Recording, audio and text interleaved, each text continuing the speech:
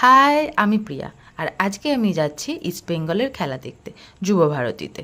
তো সেইভাবে রেডি হয়ে নিয়েছি, কারণ বাইরে ভীষণ গরম আছে আর স্টেডিয়ামে ভীষণ গরম থাকে। তো রেডি আমরা সেইভাবেই হচ্ছি।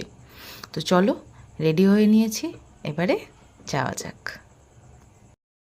আমি বললাম হেলমেটটা পরিয়ে দাও, ও পরাচ্ছে উল্টো আমাকে হেলমেট পরাচ্ছিল। তারপরে সোজা করে বললো কী হলো, লকটা করতে পারছি না। মানে কেউ বিশ্বাস করবে যে আমরা রাইডে যাই? অনেকদিন পর বাড়ি থেকে বেরিয়েছি খেলা দেখতে, তাই বেশ এক্সাইটেড ছিলাম। যেতে যেতে এত লোক দেখলাম, ভাবলাম আজকে ভিড় ভীষণ হবে। দেখি দেখি সত্যি সত্যি ভিড়।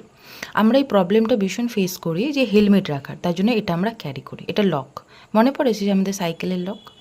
দেন আমরা হাঁটতে হাঁটতে চলে যাই। এখানে যে ছোটো ছোটো না একটু টার্ফ আছে, টার্ফগুলোতে না মানে বেশ ভালো লাগছিলো। মানে বিকেলবেলা সবাই খেলছে, আমাদের জীবন থেকে তো খেলা মুছেই গেছে। কাজ করো, বাড়ি আসো।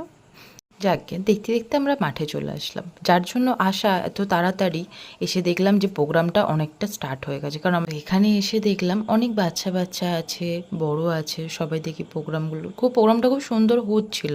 তা আমরা বেশিক্ষণ দেখতে পারিনি। তারপর থেকে দেখলাম যে উপর দিয়ে না 3টে হেলিকপ্টার যাচ্ছে। কি ভালো লাগলো। এটা হচ্ছে ফার্স্ট গোল, একদম ফার্স্ট। মানে ব্যাস, আর তারপর তো মহলটা আলাদাই হয়ে গেল। খেলা দেখলাম, 5-0 গোলে ইস্টবেঙ্গল জিতলো। তারপর হচ্ছে মেন স্ট্রাগল বাড়ি আসা।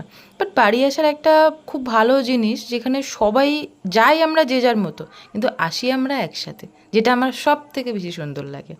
আর